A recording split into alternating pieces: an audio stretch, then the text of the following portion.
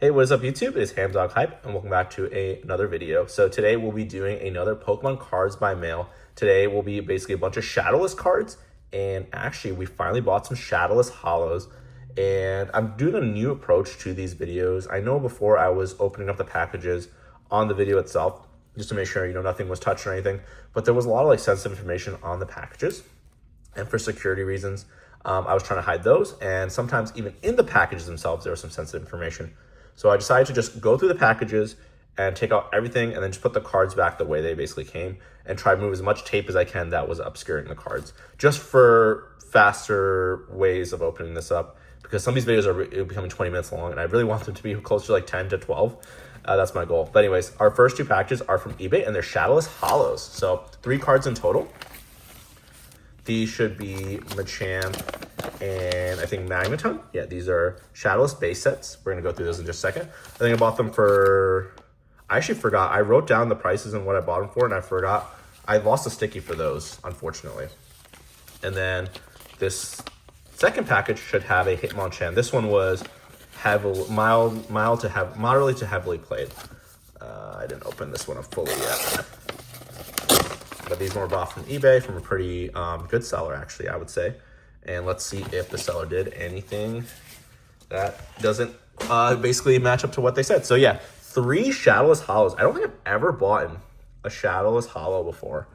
And I don't have any Shadowless Holos in my collection. So this would be the first base set Shadowless Holos I'm going to be adding. I probably should remove this tape now that I think about it, because it's going to take some time. I don't want damaged cards. I forgot about the tape on the top loaders to remove those. But I'm trying to make it as package fresh as possible of what we're doing, just so there's no foul, that you guys can't say I'm doing any foul play or anything, or the sellers, if they watch these videos, they don't say I'm doing any foul play. I'm trying to keep everyone honest. And this Machamp, I think I bought for moderate MP to LP. I forget actually. It looks pretty solid. If you don't really know why this card is special, you might think, oh, Machamp from base set, everyone has that. But this is actually a Shadowless Machamp. Very few of these were printed. The market value on these isn't super high. I think I bought this one for $27.50. It goes for around 25 to 30 bucks. But the condition it's in is pretty decent, actually. I would say this is closer to lightly played to moderately played. Maybe I bought it for lightly played to moderately played. This is actually really good condition for what I bought it for. Very nice. I'm always worried it's a sticker. Oh my god, is this a sticker? Oh my gosh.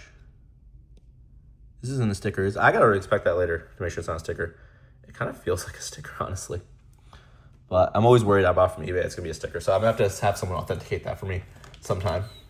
I don't want to actually pick at it and actually ruin the card. But yeah, these are really rare to find. A lot of people don't know about this, but Shadowless Machamps were not heavily printed. If you see a first edition Machamp, they always have a shadowed border because they were a special card released. So I have to look into to make sure this isn't a fake card. That one kind of looks a little suspicious, but the seller looked like he had some good feedback. So I doubt they would try to cheat me, but you never know with eBay sometimes.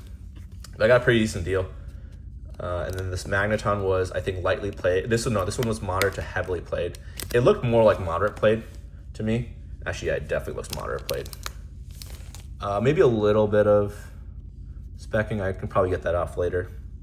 But yeah, there's so many scratches on the pole. Yeah, probably closer to moderate played. I mean, some sellers would sell us for lightly played. But no, this is definitely moderately played. So many scratches. You can see them. Yeah, but yeah, I think I bought this for just a little bit above market at 25. I was like, I'm never probably going to see this cheap ever again. So I just sniped it. But very good. So two there. Very good so far. Now this Machamp, this one was listed for $14 as heavily played. Poor conditioning. I'd probably say it's even closer, maybe even damaged. But this one is very, very, very dirty. Let's go over this one really quickly. Let's get it out of the sleeve. Now this one has a lot of dirt on it. I don't think that dirt is going to come off. I'll try it a little bit later. But this was listed as, I think, heavily played. But it has a lot of dirt on the back. So it is closer to heavy played / damage. It was listed as $14, but the seller was able to give me a discount of $10. Yeah, this is definitely heavily played. Actually, this might be a little damaged. But hey, this is a binder card. You can't finding Shadowless Holos for $10, you really cannot beat that. And yeah, I don't think it's a sticker. I think that Machamp just looked a little weird, but I think overall the seller did a pretty good job. I'm very happy with that. Adding 3 Shadowless cards to our collection. Shadowless Holos to our collection is pretty insane. Anytime you can do that, that's pretty darn awesome. All right. And then I'm just gonna quickly go through some other Shadowless cards that we had. This I think was, and I wrote some prices down too, but these are some regular holos. Regular cards. So Pokeflute, Drowsy, and Maintenance should be in this. All basically were pretty cheap. Pokeflute was the most expensive at like $4.25. Let's see how the seller did. All listed as near mint, by the way. I only buy near mint of these. Little bit of scuffing on there. I'll have to see if I can get that off later. Yeah, most of it came off. So there we go. Yeah, most of it came off, so I think that's good enough. Looks near mint so far. Oh, closer to LP, actually.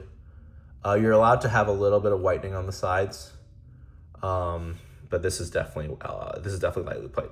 This is not near mint. The price difference is probably negligible. It's probably only $1. I'm not going to bother the seller for that unless I get super weird and cheap. I will, but I don't think I am for that one. And this is definitely Shadowless. It has the $19.99 on the bottom. So Shadowless, you can tell it has the shadow border, which we'll see in the Drowsy in a second. But for the trainer cards and the energy cards, they're a little bit more faded. But the best we can tell is if it says $19.99 right here. So 99 and $19.99. If it doesn't say that, it is not Shadowless. Just be careful. I have gone the wrong card before. And this was a near mint maintenance. This is also definitely LP. Good on the back. So near mint, probably near mint to very LP on the back. Lightly played here, a lot of scratches. You can have a few small scratches, but there's this. Once you get diffuse scratches, I automatically ding down to at least lightly played. So unfortunately, not the best condition cards there. Let's see how the Drowsy did. Drowsy, it's easier to see the Shadowless because it's a white border here. If you see Shadow, it's like a dark border with a black line. This definitely looks near mint. Yeah, very little scuffing there. This is definitely near mint. Be a nice addition to the collection. Maybe there's a little bit of damage there. No, I think this is near mint. I think that's pretty much near mint. I'm going to call that one near mint. So very, very good. So far, that seller did okay. Not terrible, not great. So very good. All right. Next one. This one I thought was something else, but ended up being a Dratini. This Dratini was about $5.34, and it is in one of these nice BCW sleeve thingies, top loaders. I really like these top loaders. I did not like them before. I gave them a lot of hate on the channel, but they have definitely grown on me. Let's see how they did. We bought this at near mint. Let's see how the seller did. Overall, it looks okay. The centering is not the best. We're not getting these graded anyway, but definitely something that you would probably trade away because of the centering if you were thinking about grading. Maybe a little bit scuffing on the top. I don't think that should ding it down too much. Maybe a little scuffing there. Maybe very, very, very lightly played to near mint, but this is much closer to near mint than very lightly played. So pretty decent job there from the seller there. Yeah, I'm a big stickler with these conditions. So if you don't like the way I grade the conditions, that's just how I am. Sorry. I'd like to just follow the guidelines and basically go from there. And then this one is also from TCG Player. This is Shadowless. This has had 3 cards in it. Did I take off the tape? I did not take off the tape. So we got a Metapod. That one was the most expensive. I think that was almost $4. We got a Ghastly, which was a little under $3, and then the Nidoran Mail, which was under $2. We already have a Metapod Shadowless, but ours was very damaged, so I didn't want to replace it. So let's see how the seller did. This one is in the top loader because it is the most expensive. These top loaders are very nice. I really like these a lot. They're just really hard to get the cards out of. It's very hard to get the cards out of properly. I'm getting a little better with it though. But yeah, obviously you can see the top loader, sometimes when you're taking out the card or putting them in, it does damage the top a little bit. So it's hard to see here. But yeah, sometimes you can have that, unfortunately. But this is in much better condition than mine. We'll say, yeah, probably very LP to near mint. And we bought it for about near mint, so that should be fine. Again, it's a binder card, so I'm not gonna... if it's above $10, then I would be, or like, really expensive, then I would probably be like, I should get a little bit of refund. Actually, funny story, on that Ivysaur from our last Shadowless video, we actually got a $6 refund, almost a $6 refund. I was able to tell the seller, hey, this is not near mint. It's actually lightly played, and he agreed. I sent him pictures, they agreed, and we were able to make a deal. So very nice. This is definitely very lightly played. Look at all those scratches, all that scuffing. Ew, this is definitely LP. I bought this for near mint for almost $3, so I got a little burn on that one.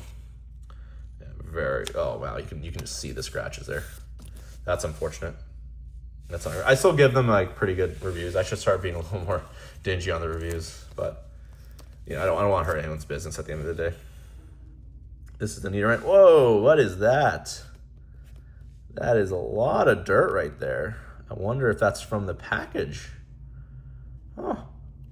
Well, it's a binder card now. That is definitely not near mint. That is automatically down to LP with all that dinginess up there. Overall, the back is really nice. It's just that little top area. Sometimes that happens with the packaging, unfortunately.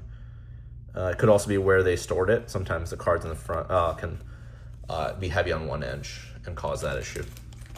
That is unfortunate. It's hard to see that without an LED light. That seller did okay there.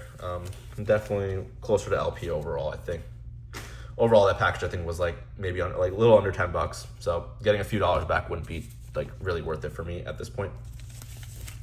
But anyways, let's get rid of those packages, and we got a few more packages. So yeah, this video is going a lot better already.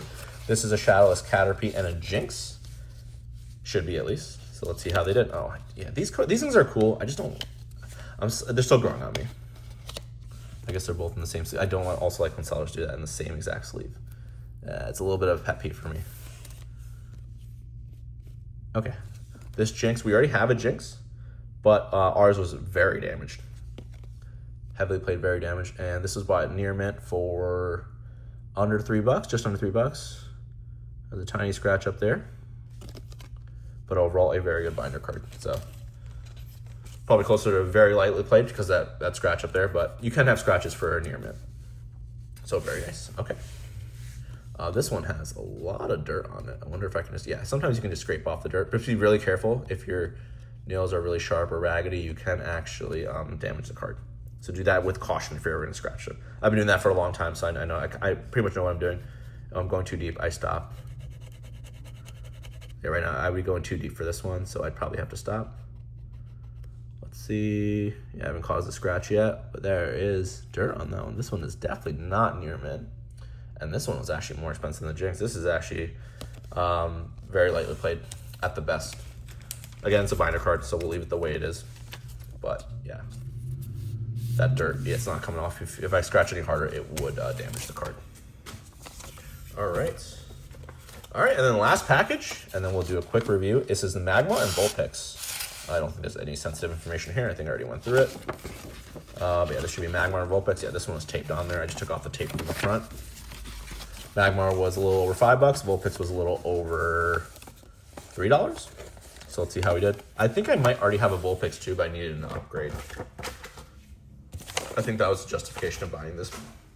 But I never got that Magmar. I couldn't find that one in my local card shop. This is, all these are near mint. I think I said that before. Oh yeah, that is definitely damaged a little bit on top. Closer to probably lightly played. Very lightly played at the best, but we'll take it. It's probably going to be the difference of like $1. Once it's more of a difference of like $5 to $10, then I would message a seller. And the Magmar looks really clean on the front, actually.